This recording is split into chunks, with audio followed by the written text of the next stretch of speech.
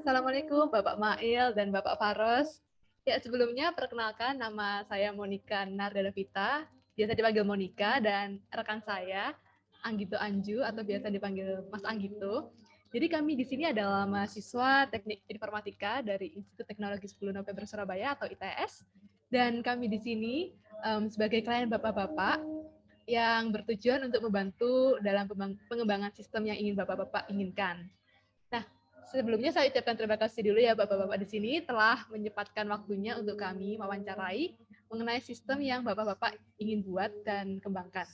Nah, tapi sebelum itu gimana nih kabar Bapak-Bapak di sini? Alhamdulillah baik. Tadi malam Barca menang. Saya jadi full senyum. Wah, seru sekali Barca menang ya Mas Faros. Mas Faros, Bapak Faros. Maaf ya. Untuk saya sendiri, luar biasa. Saya juga full senyum. Tapi bukan karena Barca menang sih. Tapi karena saya memiliki dua calon istri yang luar biasa cantik.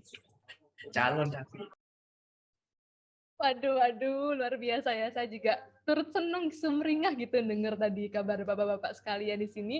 Nah, nanti kita lanjutin ya Pak ya di luar forum nanti ini ya Bapak-Bapak. Oke, mungkin bisa saya serahkan ke rekan saya begitu. Ya baik, Pak. Saya juga ikut senang jika Bapak-Bapak di sini senang ya. Nah, untuk memulai wawancara, izinkan kami sebelumnya untuk merekam wawancara ini sebagai dokumentasi kami. Untuk mempersingkat waktu, langsung saja menuju pertanyaan pertama. Kira-kira bagaimana sistem yang Bapak-Bapak di sini ingin buat? Apakah sesuatu yang sebelumnya dilakukan manual tetapi ingin dikembangkan sebagai sesuatu sistem yang bersifat otomatis atau bagaimana, Pak? Oke, baik. Terima kasih Mas Anggito untuk pertanyaannya. Jadi kami di sini itu dari komunitas penggiat tanaman di Kota Surabaya. Kami sebenarnya ingin membuat sistem di mana sistem tersebut itu dapat membantu orang-orang yang ingin mendalami pengetahuan mengenai tanaman agar lebih dipermudah. Untuk menambahkan dari penjelasan Pak Mail sebelumnya, mungkin lebih tepatnya sistem kami ini tersebut dapat berupa aplikasi yang nantinya dapat dengan mudah diakses oleh orang-orang tersebut. Nah, agar dapat memperluas approach sistem yang dibuat, sebaiknya sistem ini tidak hanya berupa app-based saja, tapi juga berupa web-based. Oh, baik. Jadi dari yang saya dapatkan tadi, Bapak-Bapak di sini ingin membuat sistem yang berisi pengetahuan begitu ya Pak ya mengenai tanaman, dan apakah hal tersebut berarti aplikasi ini hanya sekadar aplikasi pembelajaran atau bagaimana ya Pak ya? Baik, terima kasih Mbak Monika atas pertanyaannya. Sebenarnya tidak hanya pengetahuan aja sih. Akan tetapi itu aplikasinya ini juga dapat membantu penjual tanaman dan pembeli tanaman itu untuk melakukan transaksi secara langsung. Perlu diingat juga aplikasi ini terkhususkan untuk tanaman, sehingga barang yang dapat diperjualbelikan itu adalah barang yang berkaitan dengan tanaman. Baik, Pak Mael. Jadi selain sistem pembelajaran mengenai tanaman dan sistem jual beli nih, yang terkait dengan tanaman, contohnya seperti pupuk gitu ya Pak ya. Nah, apakah ada tujuan lain yang Bapak-Bapak di sini ingin capai untuk jalannya sistem yang akan dikembangkan? Baik, terima kasih Mas Anggito. Sistem yang ingin kami buat itu idenya sebenarnya itu berasal dari permasalahan yang baru-baru ini muncul. Nah, kita tahu sendiri bahwa kita itu sekarang ada di pandemi 11. Nah, orang-orang itu lakukan datanya semua di rumah. Nah, hal ini membuat suatu kebiasaan baru, yakni semakin banyak ibu-ibu rumah tangga yang mulai tertarik dengan tanaman. Nah, baik tanaman obat keluarga maupun tanaman hias. Akan tetapi setelah kita melakukan survei terkait pengetahuan mereka tentang tanaman itu, banyak pengisi survei yang masih kurang memahami cara yang baik dan benar untuk merawat tanaman. Saya juga ingin menambahkan dari penjelasan Pak Mai sebelumnya. Nah, dari hasil survei tersebut, kami dari penggiat tanaman kota Surabaya ini memutuskan untuk membuat sistem yang nanti dapat membantu masyarakat dalam merawat tanaman. Saya juga berharap aplikasi ini dapat menguntungkan semua pihak, baik dari penjual dan juga penggiat tanaman hias di Surabaya. Nah, selain itu, kami ingin membuat agar aplikasi ini dapat menggerakkan empati masyarakat dalam memperbaiki kondisi alam yang ada di dunia saat ini.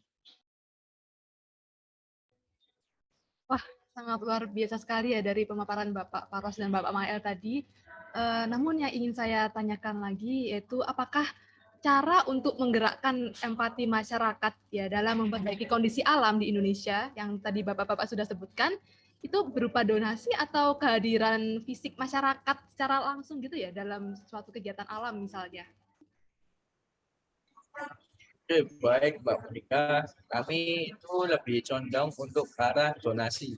Karena lebih praktis dan pastinya masyarakat itu lebih memilih cara yang lebih praktis untuk membantu. Namun, bila memilih donasi, pastinya kita harus membuat masyarakat yakin bahwa uang donasi tersebut tidak akan lari kemana-mana selain untuk perbaikan alam. Baik, Bapak Mael. Kan tadi Bapak Mael bilang bahwa uang donasi dijaga agar tidak akan lari kemana-mana, kan Pak? Benar. Nah, bagaimana kira-kira kondisi alam yang Anda deskripsikan untuk layak mendapatkan donasi dari pengguna aplikasi Anda, Pak? Baik, terima kasih atas pertanyaan Mas Anggito. Mungkin untuk hal itu, di sini kami masih kurang yakin deskripsi separah apa kerusakan alam yang dialami untuk layak mendapatkan donasi dari pengguna aplikasi kami ini. Mungkin untuk kedepannya, sistem ini bisa bekerja sama dengan sistem pemerintahan yang karena tentunya itu sendiri pemerintah lebih paham tentang hal-hal tersebut. Baik, Pak, dapat dimengerti. Oke, jadi apakah ada target pasar tertentu untuk sistem Bapak-Bapak ini? Atau lebih tepatnya tentang umur yang Anda Bapak-Bapak rencanakan menjadi target pasar Bapak-Bapak? Oke, baik. Untuk target pasar sendiri itu pastinya ada ya di sistem kami. Untuk target pasar kami rencananya dibagi menjadi 2 bagian, yaitu target pasar pertamanya itu orang-orang yang telah memiliki penghasilan sendiri. Karena aplikasi ini memiliki sistem transaksi di dalamnya dan menyangkut mata uang asli untuk transaksinya. Untuk target pasar kedua itu kami mempertunjukkan aplikasi ini pada anak-anak, remaja maupun orang dewasa yang tertarik dengan tanaman. Baik, Pak. Jadi yang dapat saya simpulkan, target pasar Anda ini memiliki rentang umur yang cukup lebar ya, Pak. Tergantung tujuan pengguna dalam menggunakan aplikasi tersebut. Apa benar begitu? Ya, kurang lebih seperti itu, Mas.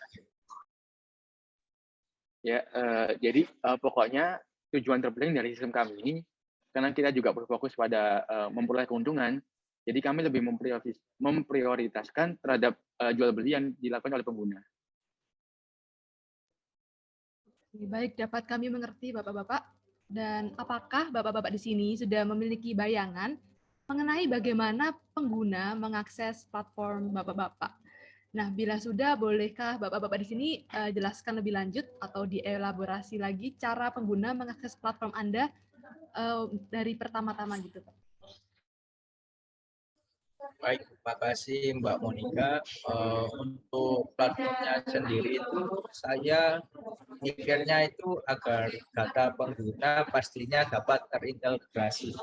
Nah, jadi ya pengguna perlu registrasi terlebih dahulu.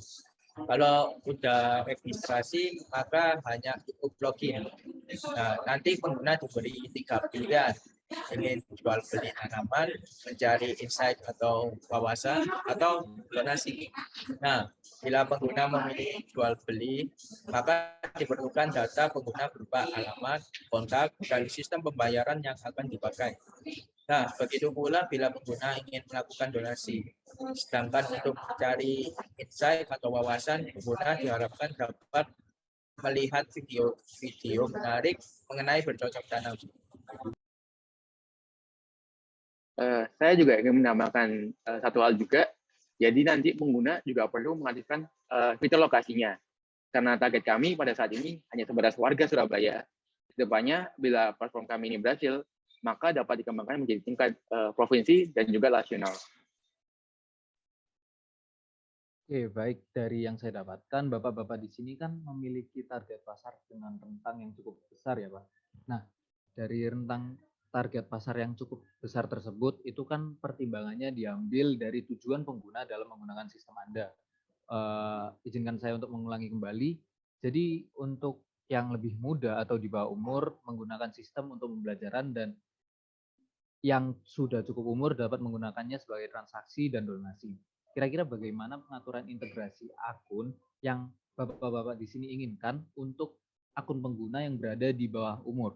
Apakah hanya diberikan akses pembelajaran yang saya bilang tadi, atau bagaimana, Pak? Baik, terima kasih Mas Agito atas pertanyaannya. Oh ya, untuk integrasi umur akun yang berada di bawah umur hanya akan mendapatkan fitur pembelajaran. Nah, untuk fitur transaksi dan fitur donasi itu hanya terbuka bagi pengguna yang sudah cukup umurnya. Kira-kira umur berapakah yang sudah cukup itu, Pak? Baik, terima kasih pertanyaannya Mbak Monica. Mungkin menurut kami bisa dibuat untuk dengan umur di atas 15 tahun. Dikarenakan untuk aplikasi kami ini, eligibilitas yang sudah memenuhi untuk melakukan transaksi kami, menurut persetujuan kami adalah umur sedemikian. Baik, Bapak Faros dan Bapak Mael, terima kasih atas penjelasannya. Bila begitu, dapat saya simpulkan bahwa konsep platform ini merupakan konsep dari aplikasi e-commerce seperti Bukalapak, Tokopedia dalam jual belinya, kemudian sosial media dalam pencarian insight seperti yang tadi Bapak-Bapak jelaskan, seperti mungkin sebagai contoh konsepnya seperti Instagram gitu ya Pak ya. Dan mungkin untuk konsep pembelajarannya saya bisa ambil seperti konsep ruang guru, tapi ini beda pembelajaran seperti itu ya Pak ya. Kalau ruang guru akademik, kalau di konsep platform Bapak ini lebih ke tanaman. Apakah benar begitu Pak? Ya, benar, dapat kalian seperti begitu. Baik, pertanyaan kami sekiranya sudah tersampaikan semuanya. Dan sebelum ditutup, apakah mungkin ada yang ingin ditambahkan dari Bapak-Bapak sekalian mengenai pengembangan sistem ini?